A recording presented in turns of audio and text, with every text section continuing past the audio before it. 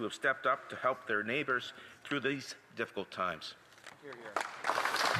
The honourable member for Winnipeg North. Yes, thank you, Mr. Speaker. Unlike the Conservatives, this Prime Minister and this government understands the real value of our public health care system. One of the wonderful initiatives that we're taking is investing $5 billion over 3 years to improve the infrastructure of our health care systems. That talks about things such as emergency services, hospital capital improvements, other health care facilities, Mr. Speaker. So provinces can prioritize what they believe is important. Personally, I'm plugging for the Seven Oaks Hospital re-establishing its emergency services. But the bottom line, Mr. Speaker, is as a government, we understand, we appreciate the needs for our health care, and as a government, we will continue to support our health care system because we believe in Canadians, and Canadians want public health care. Thank you, Mr. Speaker. The honourable member for Richmond Centre, Marpole. Mr. Speaker, shoplifting is no longer petty crime. It's becoming a growing crisis affecting public safety, affordability, and confidence in our justice system. Across Canada, police reported shoplifting has increased by 66% over the past decade, with annual losses at nearly $10 billion. In Richmond, police recorded more than 1,700 shoplifting cases last year. In the first 2 months of this year, reports surged another 70%. Businesses are spending more on insurance and security instead of growth. Retail workers face intimidation and unsafe conditions. Consumers are paying the price through higher costs. Canadians felt abandoned by a system where repeat offenders are arrested, released, and soon back in the very same stores again. People are left asking, how much worse must this crisis become before meaningful action is finally taken by the Liberal government? Thank you, Mr. Speaker. The Honourable Member for La Pointe de l'Île. Mr. Speaker, it's a pleasure for me to pay tribute to Santé Marche-Justin in my riding of La Pointe de l'Île. This is a walking club for people 50 years and older. It's connected to the Centre Communautaire Saint at Pointe-en-Tremble. Regardless of the weather, for the last 32 years, they've been bringing people together from Monday to Friday at 9 a.m. at the Parc de la Pointe aux Prairies to walk together as a group, to socialize and stay in shape. To be healthy, you got to move. And we know this. The healthier you are, the more you're productive, the more you can take advantage of life. So I'd like to thank all of the walkers of La Pointe de l'Île and the entire organization of the Santé Marche-Justin group. Christiane Mercier, the president, all members of the team for their contribution to active transportation, social lives, and our collective health. They are here, actually, in our gallery today. Long life to the Club de Santé Marche-Justin. In Brooklyn.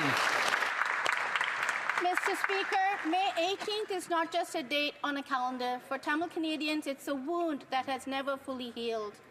17 years ago, the Sri Lankan Civil War ended in a final offensive that claimed the lives of tens of thousands of Tamil civilians in a matter of weeks. Hundreds of thousands displaced. The wounds, psychological, familial, cultural, persist to this day. As someone with Tamil roots, I carry this history. Tamil Canadians across this country carry it too, in the names of relatives they never got to say goodbye, to the trauma passed silently between generations. Tamil Canadians across the country are asking for the truth to be spoken here, in this house where it matters. We remember May 18th, Tamil Genocide Remembrance Day, because memory is resistance, because silence encourages those who would repeat these horrors elsewhere in the world. Mr. Speaker, I call on this government and all members to stand with Tamil Canadians across the nation this month. Thank you. Member for Parry Sound, Muskoka.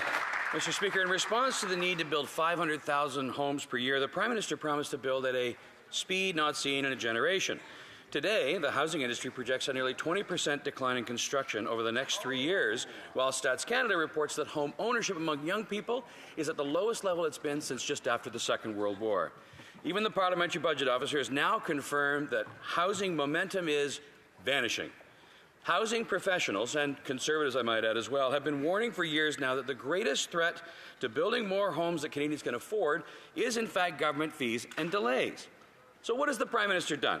Well, he spent the last year building the 4th federal housing bureaucracy, an agency that the PBO estimates will only add 26,000 units of the millions we need over the next 5 years. So here's my suggestions for the Prime Minister.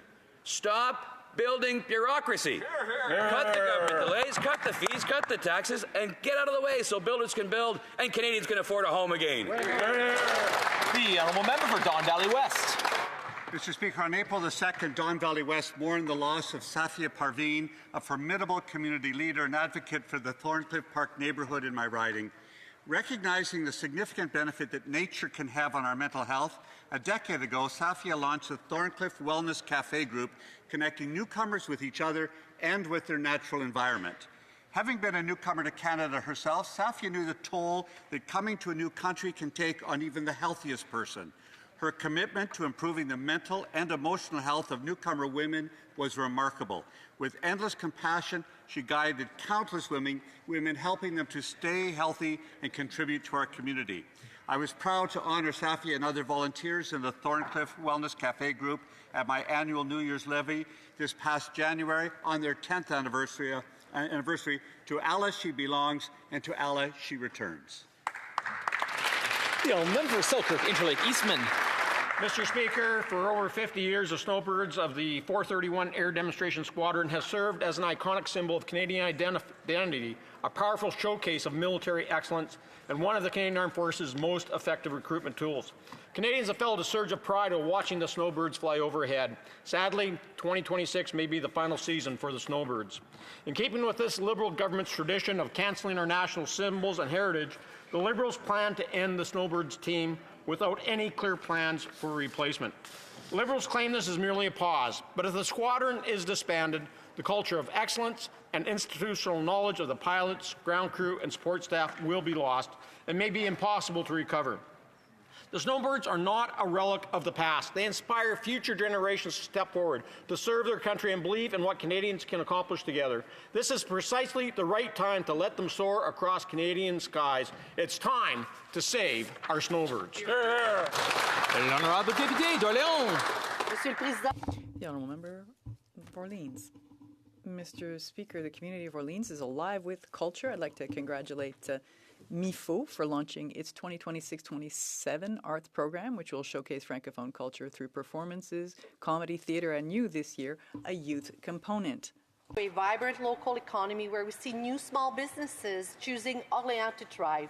I was pleased to join the two owners, Canoir Hansra and Chris Lantier, for the ribbon cutting of their new A&W location on Trim Road. This location is their second in Orléans and the 5th across our national capital region. What was most fun, Mr. Speaker, is to meet their iconic mascot, Rudy, the great root beer, as we celebrated this milestone. Congratulations. Félicitations. The honourable member for Calgary Midnapore. Liberals like to claim that they are efficient stewards of public funds. However, by 2030, they'll have added $1 trillion to the national debt since taking office. Their reckless spending means taxpayers will pay $59 billion servicing the debt this year alone. That's $3,400 for every single Canadian family. This is not sustainable, and it's not something a government that cares about our finances or our future would do.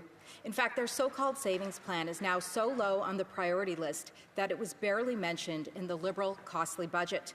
With this Prime Minister, it's more cost, more debt, and more of the same.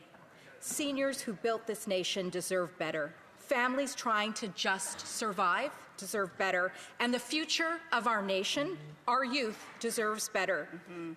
Under a Conservative government, Canada can and will get back on the path of prosperity.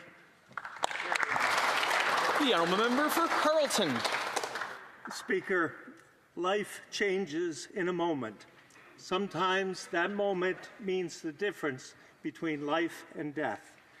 Austin Pierce, a beloved son, brother, partner, friend, and member of this parliamentary community, suffered a life-threatening injury last Friday. Austin is healing today thanks to the swift and heroic action of an off-duty